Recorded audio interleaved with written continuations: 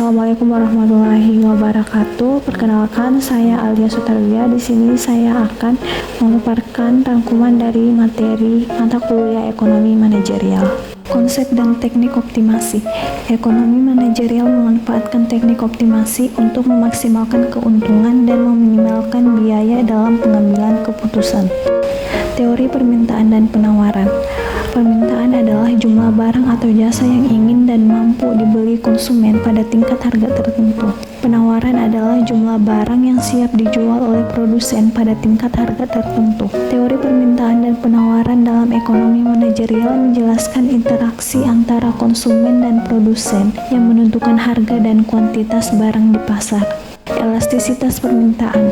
Elastisitas permintaan adalah persentase perubahan kuantitas permintaan suatu barang yang ditimbulkan oleh persentase perubahan harga barang tersebut. Faktor-faktor yang mempengaruhi elastisitas permintaan adalah banyaknya barang substitusi, waktu permintaan, dan bagian anggaran konsumen. Elastisitas permintaan sangat penting dalam ekonomi manajerial karena membantu perusahaan memprediksi respon pelanggan terhadap perubahan harga dan strategi pemasaran yang tepat. Metode dan teknik peramalan. Metode dan teknik peramalan dalam ekonomi manajerial digunakan untuk memprediksi permintaan, kapasitas produksi, dan pengelolaan sumber daya. Metode peramalan ada dua, yaitu metode kualitatif dan metode kuantitatif. Teknik peramalan, exponential smoothing, dan moving average. Teori produksi dan teori biaya. Teori produksi menggambarkan hubungan antara input seperti tenaga kerja dan modal dan output yang dihasilkan. Biaya dalam ekonomi manajerial melihat bagaimana perusahaan mengelola biaya untuk mencapai tujuan yang efektif. Teori produksi dan teori biaya dalam ekonomi manajerial menjelaskan bagaimana perusahaan mengelola sumber daya untuk memaksimalkan output dan meminimalkan biaya. Struktur pasar dan strategi persaingan.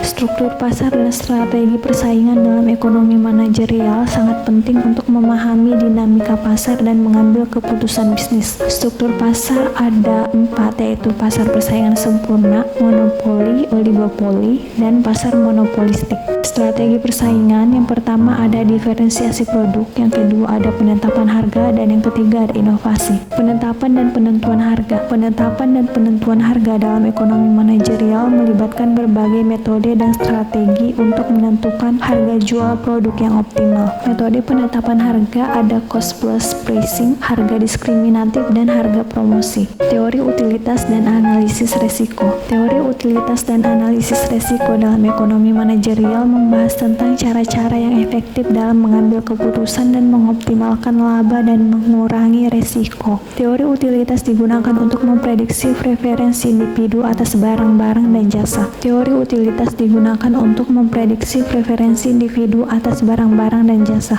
Konsep dasarnya adalah bahwa individu akan memilih alternatif yang memberikan nilai guna yang lebih besar.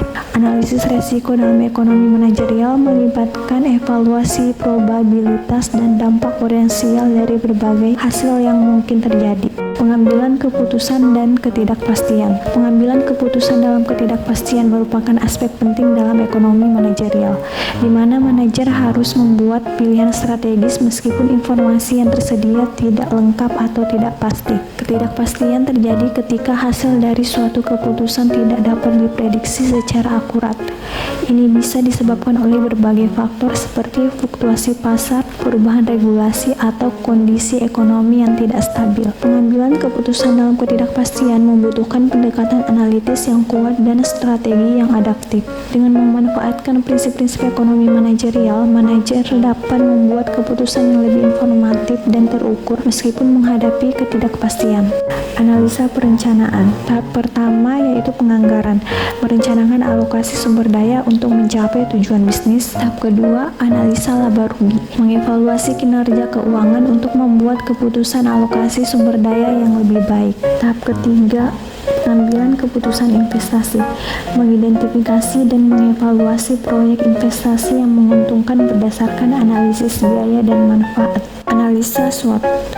Yang Yang pertama, kekuatan, aspek positif yang memberikan keunggulan kompetitif. Yang kedua, kelemahan, faktor internal yang menghambat kemampuan bersaing. Yang ketiga, peluang, aspek eksternal yang dapat dimanfaatkan untuk pertumbuhan. Yang keempat, ada ancaman, tantangan dari lingkungan eksternal yang dapat mengancam keberlangsungan bisnis. Terima kasih.